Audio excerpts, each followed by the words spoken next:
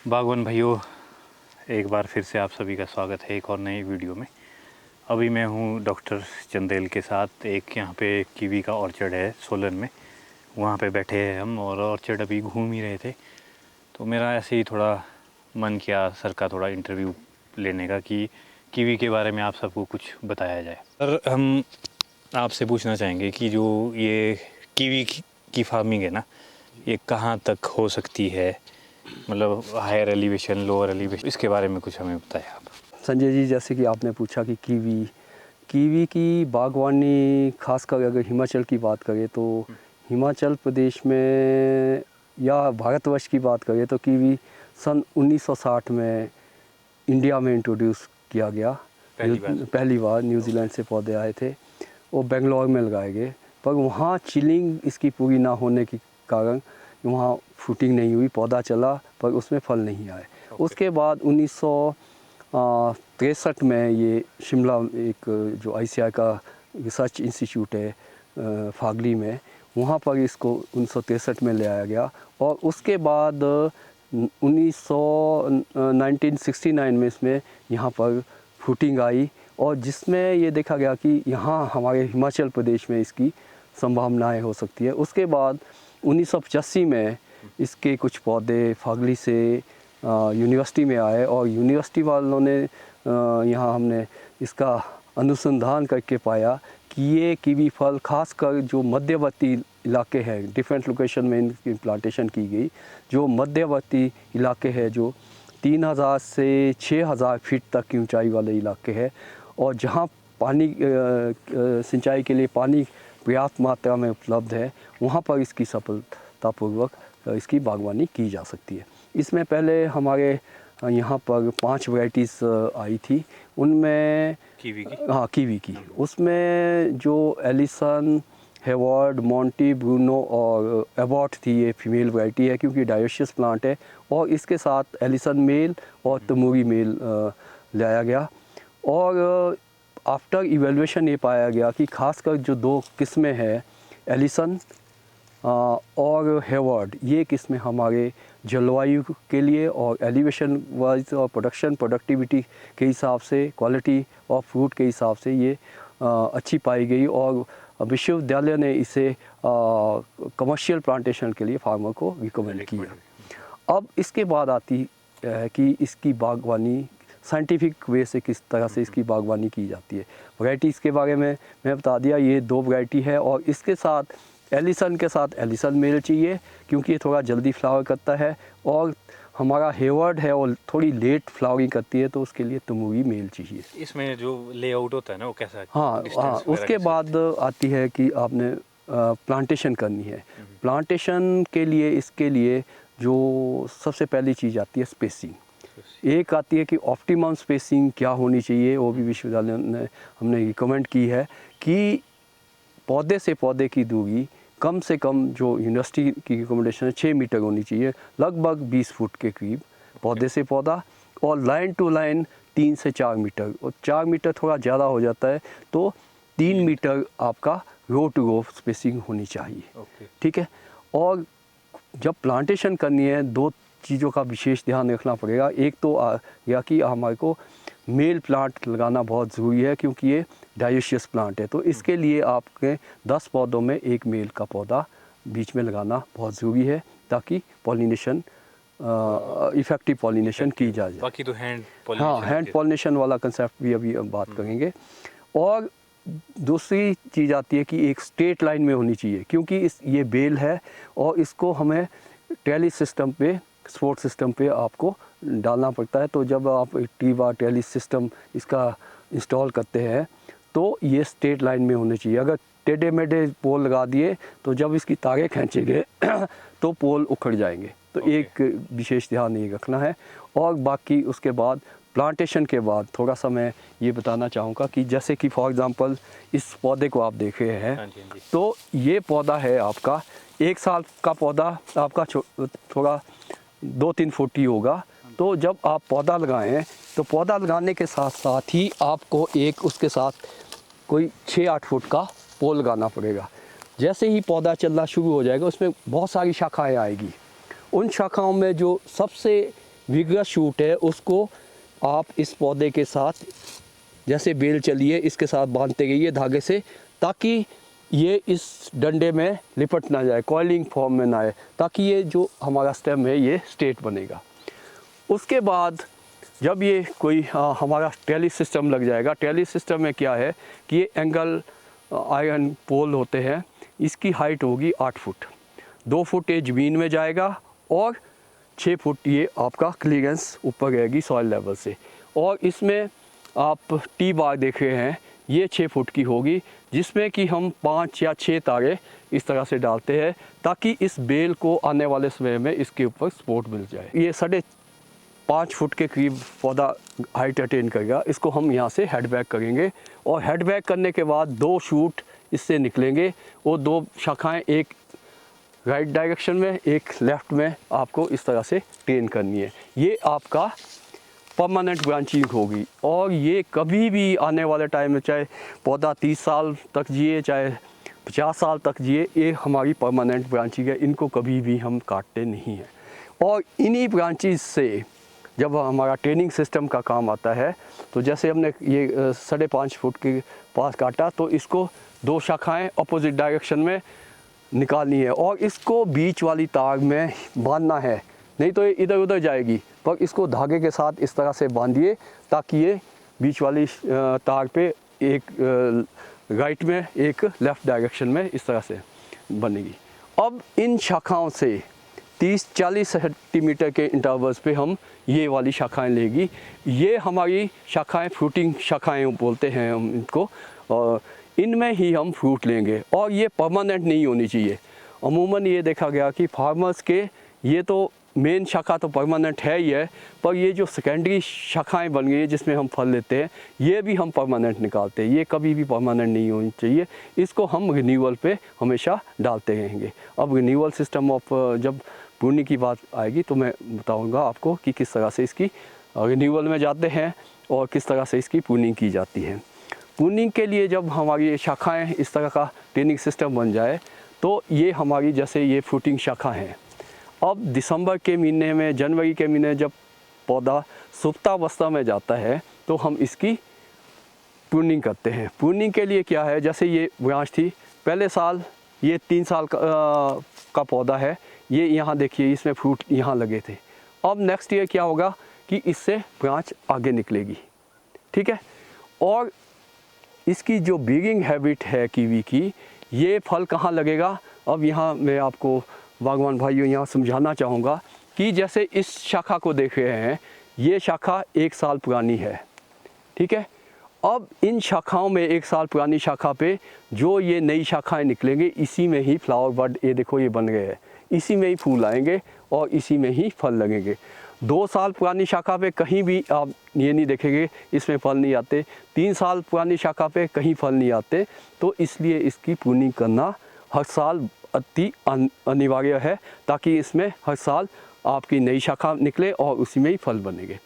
अब होता क्या है कि जैसे इस साल फ्रूट यहाँ था, आगे बढ़ी, आगे से यहाँ से काटा, यहाँ से आगे और निकल गई, पिछले साल यहाँ फ्रूट था, ये आगे आगे जाता रहेगा और ये खाली होता है। तो हमें क्या करना है कि 1-2 साल बाद इसको हमें यहाँ से पीछे आना है, ताकि यहाँ से एक नई शाखाएं आगे निकले और आपका जो फ्रूटिंग एरिया आगे चला गया था वो पीछे ले आना है। तो इस तरह से आपने इसकी प्रूनिंग करनी है।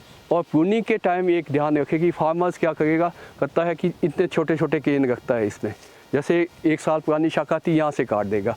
अब फ्रूटिंग एरिया कहाँ बन गया, 1-2 ही शाखा आएंगी, फ्रूटिंग कम है। अगर हम इसको लंबी केन रखते हैं, जैसे कि ये देखो यहाँ से है यहाँ तक हमने रख दिया है। अब इसमें देखिए आप, यहाँ से भी शूट निकला, यहाँ से भी शूट निकला, यहाँ से भी शूट निकला, कोई 8-10 जगह से नए शूट निकले और इनमें सब में फ्रूटिंग आएगी। तो हमें कम शाखाएं रखनी है पर लंबी केन रखनी है। तो ये जो कंसेप्ट है कीवी की प्रूनिंग का, जो कि हमारे शुरू में यहाँ नहीं हो पाया, अब हमें लंबी केन रख के इसमें जैसे यहाँ आ गई, अगले साल अभी क्या होगा, इस साल एक शाखा यहाँ से निकलेगी कोई नई, हम इसको यहाँ से निकाल देंगे और अगले साल उसमें नया फ्रूट शाखा में ही फ्रूट लेंगे। तो इस तरह से इसका ट्रेनिंग का सिस्टम, ट्रेनिंग और प्रूनिंग करना बहुत अनिवार्य है। एक पॉलिनेशन जो इम्पॉर्टेंट एस्पेक्ट है, क्योंकि डायोशियस प्लांट होने की वजह से इसमें मेल फीमेल अलग अलग पौधे होते हैं। तो अच्छी फ्रूट सेट अच्छे साइज़ के लिए हमें हैंड पॉलिनेशन करना भी अति अनिवार्य है। जैसे कि आपका फूल खिलता है फीमेल का, और मेल फ्लावर आपका खिला हुआ फूल लेके उसको टच करिए, 8-10 बारी टच करने के बाद उसको फेंक दीजिए, तो एक उससे भी आपका 10-15% फ्रूट साइज़ में इंक्रीज़ होगा। एक इम्पॉर्टेंट ग्रोथ रेगुलेटर का भी इसमें बड़ा रोल रहता है। CPP और सिटोफेक्स नाम से एक ग्रोथ रेगुलेटर आता है। अगर उसमें भी जब आपके मटर के दाने जितना फ्रूट हो जाए, उसमें अगर डिपिंग करते हैं हम 5 ml 1 लीटर पानी में घोल के उस सोल्यूशन में, तो कम से कम हमने ये रिसर्च में पाया है कि कम से कम 20-25% उसमें साइज़ में इम्प्रूवमेंट आती है। तीसरी इम्पॉर्टेंट चीज़ है इसकी फ्रूट थिनिंग। खासकर जितनी भी हमारी एलिसन की वैरायटी कह लीजिए, मोंटी कह लीजिए, ब्रून, इसमें बहुत ज़्यादा फल लाते हैं। अगर हम इसकी प्रॉपर थिनिंग नहीं करते तो इसमें क्या है कि जैसे आप इस बड में, इसमें ब्रांच में देखेंगे, यहाँ इसमें कम से कम 8-10 फ्लावर आएंगे, और इस शूट में 8-10 फ्लावर आएंगे तो 8-10 फ्रूट सेट हो जाएंगे। तो इनमें हमने क्या करना है कि जो हमारा किंग ब्लूम है, एक इसमें बड में देखेंगे आपका 3 फ्लावर आएंगे, एक मेन होगा और 2 साइड में होंगे। तो साइड वाले फ्लावर को आप निकाल दीजिए, मेन वाले को रखिए, और एक शाखा में 4 से 6 फ्रूट रखेंगे तो डेफिनेटली आपका जो हर फ्रूट है वो साइज़ में बड़ा होगा। अगर आप थिनिंग नहीं करते, जो साइड वाले फ्रूट बनते हैं वो हमेशा छोटे रहते हैं। तो ये भी एक इम्पॉर्टेंट एस्पेक्ट है कि अच्छा साइज़ लेने के लिए फ्रूट थिनिंग करना भी खासकर एलिसन वैरायटी में करना बहुत ज़रूरी है। हेवर्ड में सिंगल में फ्लावर आता है तो उसमें थिनिंग की आवश्यकता नहीं रहती। चौथी चीज़ आती है पानी की रिक्वायरमेंट। बागवान भाइयों, उन्हीं लोगों को कीवी की बागवानी करनी चाहिए जिनके पास सिंचाई के लिए अधिक मात्रा में पानी उपलब्ध है, क्योंकि वाटर रिक्वायरमेंट अगर इसकी देखा जाए तो जैसे कि हम हाई डेंसिटी की बात करते हैं सेब में, उससे भी ज़्यादा वाटर रिक्वायरमेंट है, क्योंकि एक तो कैनोपी बहुत ज़्यादा होती है, पत्ते बहुत चौड़े हैं, ट्रांसपिरेशन लॉसेस बहुत ज़्यादा है। तो आपको कम से कम अगर पर डे की रिक्वायरमेंट कह लीजिए तो कम से कम 10-12 लीटर पर डे आपको पानी की आवश्यकता रहती है अगर बड़ा पौधा है। और ये जिन बागवान भाइयों के पास पानी नहीं है तो उसमें क्या होगा कि एक तो फ्रूट साइज़ बहुत छोटा रह जाएगा और पत्ते मुरझा से जाएंगे, और ख़ासकर ईल्ड और क्वालिटी फ्रूट साइज़ में बहुत फ़र्क पड़ता है। तो पानी का होना अति अनिवार्य है। और लास्ट में 2 चीज़ें और है। एक न्यूट्रिशन, पौधा आप देखेंगे हर साल भरपूर क्रॉप आती है। अगर 8-10 साल का पौधा है तो कम से कम 80-90 किलो फ्रूट एक पौधे से निकलता है, और इसमें कोई अल्टरनेट ब्रीडिंग की कोई प्रॉब्लम नहीं है, खासकर एलिसन वैरायटी में या मोंटी या ब्रूनो में। पर इसके लिए न्यूट्रिएंट और न्यूट्रिशन रिक्वायरमेंट भी ज़्यादा रहती है। तो अगर 1 साल की बात करें, 1 साल पुराना पौधा है, तो इसमें कम से कम 10 किलो गोबर की खाद और 80 ग्राम नाइट्रोजन, 25-30 ग्राम फॉस्फोरस और 100 ग्राम के करीब की पोटाश की रिक्वायरमेंट रहती है। और हर साल रहेगा, 2 साल का 2 गुना करिए, 8 साल तक बढ़ाते रहिए। और बड़े 10 साल या 15 साल के पौधे में कम से कम 800 ग्राम नाइट्रोजन, 300 से 400 ग्राम फॉस्फोरस और 1100 से 1200 ग्राम आपकी नाइट्रोजन की रिक्वायरमेंट रहती है।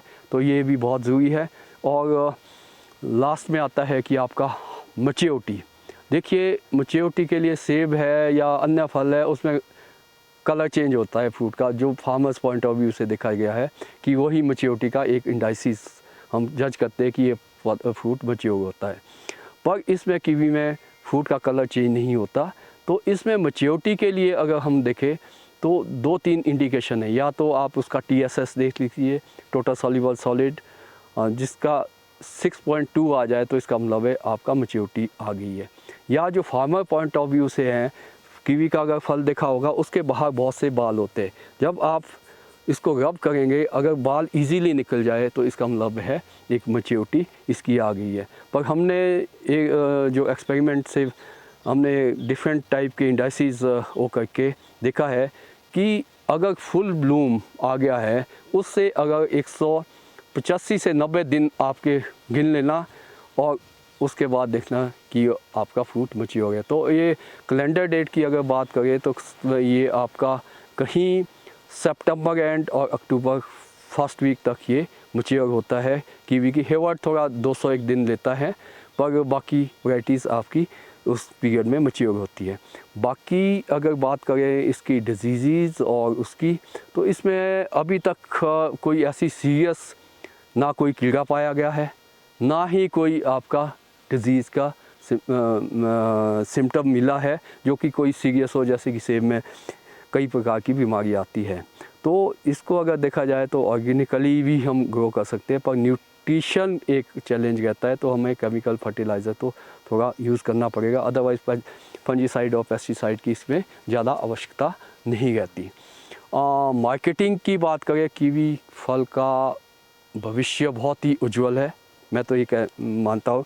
अगर ये लास्ट ईयर की बात करें तो कम से कम ये 200, 250 और 300 रुपये तक किलो भी बिका है, डिपेंडिंग अपॉन दी साइज़। अगर 1 किलो में आपके 8 या 9 दाने आते हैं जो 100 ग्राम से ऊपर हो, तो आपका ये 250-300 रुपये ईज़िली बिक जाता है। और मैं तो ये मानता हूँ अगर एक जो बड़ा पौधा है, फार्मर्स 1.5 क्विंटल 2 क्विंटल भी फ्रूट लेगा और वो भी हर साल लेता है, तो अगर ये 50 रुपये किलो भी बिकता है तब भी इसकी प्रॉफिटेबल है।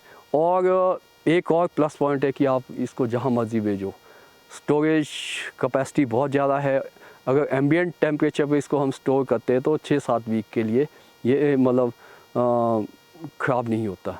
तो कोल्ड स्टोरेज में अगर 0 डिग्री टेम्परेचर और 90-95% ह्यूमिडिटी के साथ स्टोर करते हैं, 6-7 महीने तक आप स्टोर कर सकते हैं। तो ये था थोड़ा सा इसके बारे में। और वैराइटीज़, अब पहले 5 वैराइटी, अब नई वैराइटीज़ भी है, येलो कीवी और रेड कीवी है, जो कि अंडर इवैल्यूएशन कह सकते हैं फार्मर्स फील्ड पे। अभी इसके जल्दी में कुछ कहना ठीक नहीं है, जब तक इसकी फ्रूटिंग ना आए और मार्केट में इसके दाम क्या मिलते हैं। तो ये थोड़ा सा कीवी के बारे में किसान भाइयों को जानकारी थी। अगर कोई कीवी फल के बारे में कोई पूछना चाहे तो मेरा नंबर भी नोट कर सकते हैं, 9418117454। धन्यवाद।